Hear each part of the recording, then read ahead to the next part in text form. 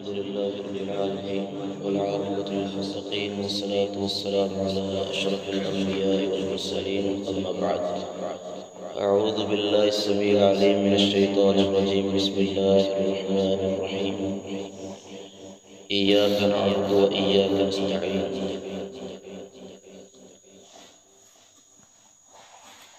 سورۃ الفاتحہ کے اندر یہ جملہ ایاک نعبد و ایاک نستعین جس کا معنی ہے ہم تیری ہی عبادت کرتے ہیں اور تیری ہی سے مدد مانگتے ہیں۔ پتہ کیا چلتا ہے کہ عبادت کے لائق، سجدے کے لائق، رکوع و سجود کے لائق صرف اللہ رب العزت کی ذات ہے، کہ جسے عام معنی کے اندر عبادت کہا جاتا ہے۔ تو عبادت ہی کس کی جاتی ہے؟ عبادت کا مطلب یہ ہے کہ کسی عظیم ہستی کو اپنے تمام اختیارات کا مالک سمجھ کر اس کے سامنے اپنی جبین نیاز اپنے ماتھے کو ٹیک دینا، اس کو عبادت کہتے ہیں۔ اور عبادت کے لائق اگر کوئی ذات ہے تو وہ اللہ رب العزت کی ذات ہے، کہ اس مانگا بھی اسی سے جائے، فریاد بھی اس کے سامنے رکھی جائے، نظر و نیاز بھی اس کے سامنے دی جائے، رکوع و سجود اللہ رب العزت کی ذات کے لیے کیا جائے، اسے عبادت کہتے ہیں۔ اور ہم لوگ سمجھتے ہیں کہ شاید نماز پڑھنا، روزہ رکھنا، صدقہ خیرات دینا ہی یہی صرف عبادت ہے، اور ہمیں اصل مفہوم کا نہیں پتا کہ نماز پڑھنا، ہمارا روزہ رکھنا، نذر و نیاز دینا، صدقہ و خیرات دینا یہ کس کے لیے؟ اس کے لائق بھی صرف اللہ رب العزت کی ذات ہے۔ اللہ نے اپنے نبی کو بھی کہا تھا، اے میرے نبی کہہ دیجئے ان صلاتی و نسکی و محیای و مماتی للہ رب العالمین، کہ میرا نماز پڑھنا، میرا روزہ رکھنا، میرا قربانی کرنا، میرا زندہ رہنا، میرا فوت ہونا، یہ صرف اللہ رب العالمین کے لیے۔ کوئی بھی انسان شرک پر پیدا نہیں ہوتا، کوئی بھی کسی بھی انسان کو اللہ تعالیٰ یہودی، نصرانی، مجوسی نہیں بناتے۔ انسان بعد میں بنتا ہے، اللہ تعالیٰ فطرت توحید پر ہر انسان کو پیدا کرتا ہے۔ دلیل کیا ہے؟ صحیح البخاری کے اندر 2658 نمبر حدیث ہے، رسول اللہ صلی اللہ علیہ وسلم نے فرمایا، صحیح مسلم کے اندر روایت ہے، ما من مولد الا یولد علی الفطرۃ فابواہ یحودانہ و ینصرانہ و یمجسانہ، کہ ہر پیدا ہونے والا بچہ ایک فطرت پر پیدا ہوتا ہے، اور وہ فطرت ہے فطرت اسلام۔ بعد کے اندر اس کے والدین، اس کے باوجداد اسے یہودی، عیسائی، مجوسی بنا دیتے ہیں۔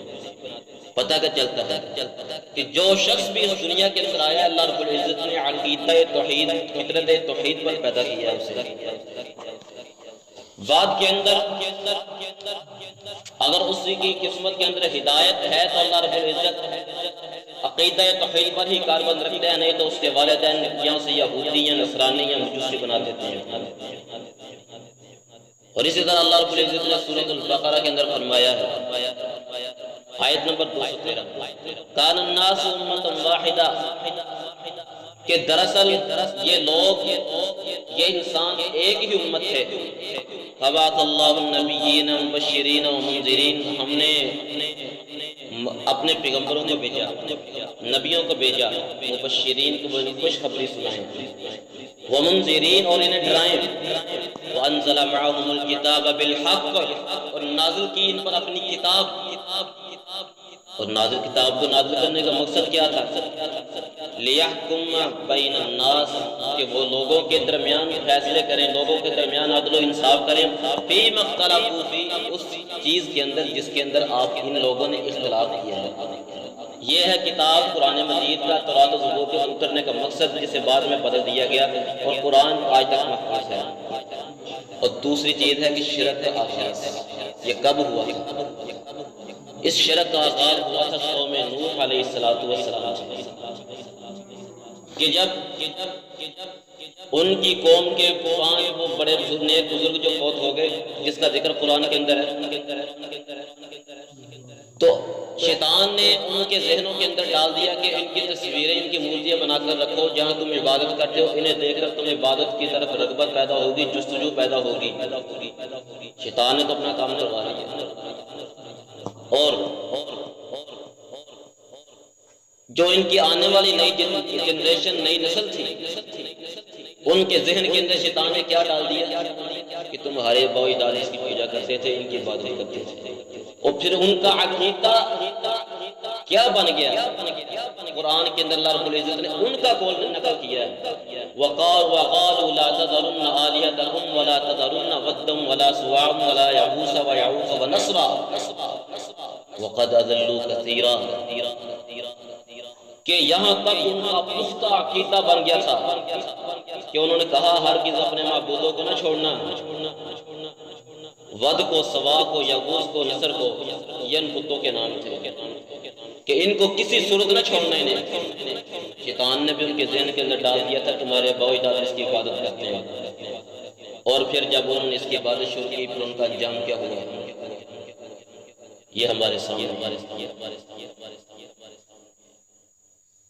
اور یہ سب اس وجہ سے شروع ہوا، غلوب کی وجہ سے۔ یہ وہ غلوب وہ چیز ہے، اس کا مطلب کیا ہے؟ کسی کو اس کی عام حالت سے زیادہ بڑھا دینا، اس کے مقام و مرتبے سے بہت زیادہ بلند کر دینا، جس طرح ہمارے آج کے کچھ لوگوں نے کیا کہ اللہ تعالیٰ کی صفات دوسرے لوگوں کو سونپ دی ہیں۔ عزیزو، جو چیز جس لیول پر، جس مقام پر ہو وہی اچھی لگتی ہے۔ اگر اس کے مقام سے بڑھا دیا جائے یا گھٹا دیا جائے تو مسئلہ خراب ہو جاتا ہے۔ عیسائیوں کی کیا وجہ؟ عیسائی کس لیے برباد ہوئے؟ انہوں نے حضرت عیسیٰ علیہ السلام کی شان کے اندر، مقام کے اندر اتنی حد تک غلو کر دیا تھا کہ وہ تو عیسیٰ علیہ السلام کو ابن اللہ کہنے لگے تھے کہ عیسیٰ نعوذ باللہ اللہ تعالیٰ کا بیٹا ہے۔ یہ غلوب وہ چیز ہے جس نے آج ہماری عقیدے کا بیڑا غرق کیا ہوا ہے۔ عزیزو، یہی وہ چیز ہے جو انسان کو شرک کی طرف لے کر جاتی ہے، اور شرک جس کے بارے میں رب کائنات نے اپنے قرآن مجید کے اندر کیا اعلان فرمایا ہے؟ سورۃ النساء میں ان اللہ لا یغفر ان یشرک بہ ویغفر ما دون ذلک لمن یشاء ومن یشرک باللہ فقد افترى اثما عظیما، کہ بے شک اللہ تعالیٰ نہیں معاف کرے گا شرک کو، وَيَغْفِرُ مَا دُونَ ذَلِكَ لِمَن يَشَاءُ، اس کے علاوہ جو بھی چیز ہوگی، چوری کی ہوگی، زنا کیا ہوگا، اللہ رب العزت معاف کر دے گا، لیکن شرک ایسا جرم ہے جسے اللہ رب العزت کبھی معاف نہیں کرے گا، کیونکہ دوسرے قرآن کے اندر دوسرا مقام اللہ تعالیٰ کیا فرما رہے ہیں سورۃ النساء میں ہی، ان اللہ لا یغفر ان یشرک بہ ویغفر ما دون ذلک لمن یشاء ومن یشرک باللہ فقد ضل ضلالا بعیدا۔ یہاں بھی اللہ رب العزت پھر ایک مرتبہ اعلان کر دیا کہ بے شک میں شرک کو کبھی معاف نہیں کروں گا، اس کے علاوہ ہر گناہ کو میں معاف کر دوں گا۔ ومن یشرک باللہ، اور جس نے اللہ تعالیٰ کے ساتھ کسی کو شریک ٹھہرایا، کسی کو معبود ٹھہرایا، وہ بڑی ہی دور کی گمراہی کے اندر گر گیا ہے۔ اور اسی طرح تیسرا مقام اللہ تعالیٰ فرماتے ہیں انہ من یشرک باللہ فقد حرم اللہ علیہ الجنہ، اللہ تعالیٰ خود اعلان کر رہے ہیں کہ جو میرے ساتھ کسی کو شریک ٹھہراتا ہے، میرے علاوہ کسی کو سجدے کرتا ہے، اللہ تعالیٰ کہتے ہیں فقد حرم اللہ علیہ الجنہ، کہ جنت اس پر حرام ہو گئی۔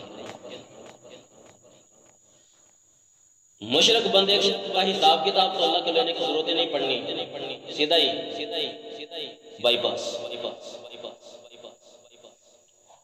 وَمَأْوَاهُمْ نَارٌ، ان کا ٹھکانہ جہنم ہے، وَمَا لِلظَّالِمِينَ مِنْ أَنصَارٍ، اور مشرکوں کا وہاں کوئی مددگار، کوئی بار وارث نہیں ہوگا، کوئی ان کی مدد کرنے والا نہیں ہوگا۔ اور آخری مقام پر سورۃ الانعام میں اللہ تعالیٰ کیا فرماتا ہے الذین آمنوا ولم یلبسوا ایمانہم بظلم اولئک لهم الامن وهم مہتدون، کہ کہ امن اور حقیقت میں راہ پانے والے وہی لوگ ہیں جنہوں نے اپنے ایمان کو شرک سے محفوظ رکھا۔ لقمان نے بھی اپنے بیٹے کو کیا نصیحت کی تھی؟ بیٹا ان الشرک لظلم عظیم، شرک بہت بڑا ظلم ہے، اس سے بچنا۔ نبی علیہ السلام کی زندگی کا نچوڑ بھی یہی ہے کہ نبی علیہ السلام نے بھی ساری زندگی یہی پیغام دیا ہے کہ شرک سے بچ جانا، شرک سے بچ جانا، اپنا عقیدہ توحید درست کیجئے۔ عزیزو، عقیدہ توحید ایک بنیادی اساس ہے اسلام کی، اور یہ ایسی اساس ہے کہ جس کے بغیر کوئی بھی عمل قابل قبول نہیں۔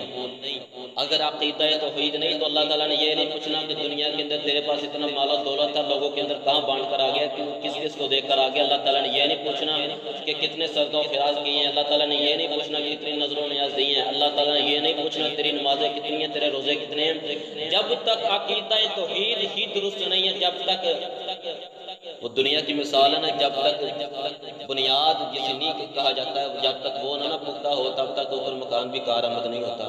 مکان کو بہترین بنانے کے لیے نیچے جو بنیاد ہے اسے پختہ کرنا پڑتا ہے، اس لیے لوگ بنیادوں کے اندر کروڑوں روپیہ بھی لگا دیتے ہیں۔ اور اسی طرح عقیدہ توحید بھی ایک بنیاد، ایک نی کی صورت ہے کہ جب تک یہ پختہ نہیں ہو سکتا تو اس پر کسی صورت بھی باقی بلڈنگ کھڑی نہیں ہو سکتی۔ اس لیے اپنی بنیاد کو درست کیجیے، یہ بنیاد درست ہوگی تو آگے فائدہ ہوگا، اگر یہ بنیاد درست نہ ہوئی تو زندگی ناکام ہے۔ اللہ رب العزت کے دربار کے اندر پھر ریجیکٹ ہے، ان اللہ لا یغفر ان یشرک بہ ویغفر ما دون ذلک لمن یشاء، جو اللہ تعالیٰ نے پیغام دیا انہ من یشرک باللہ فقد حرم اللہ علیہ الجنہ ومأواہ النار۔ یہاں کے بات ختم ہو جاتی ہے کہ جو اللہ کے ساتھ کسی کو شریک ٹھہرائے، کسی کو مشکل کشا، حاجت روا، بگڑی بنانے والا بنا دے، اللہ تعالیٰ کا مراتب کے مرتبے کسی اور کو دے دے، اس کا پھر کام ختم۔ وَمَأْوَاهُ النَّارُ وَمَا لِلظَّالِمِينَ مِنْ أَنصَارٍ۔ اللہ تعالیٰ سے دعا ہے اللہ تعالیٰ ہمیں صحیح معنوں کے اندر عقیدہ توحید کو سمجھ کر اور اس پر کاربند رہنے کی توفیق عطا فرمائے۔ وَمَا تَوْفِيقِي إِلَّا بِاللَّهِ وَآخِرُ دَعْوَانَا أَنِ الْحَمْدُ لِلَّهِ رَبِّ الْعَالَمِينَ۔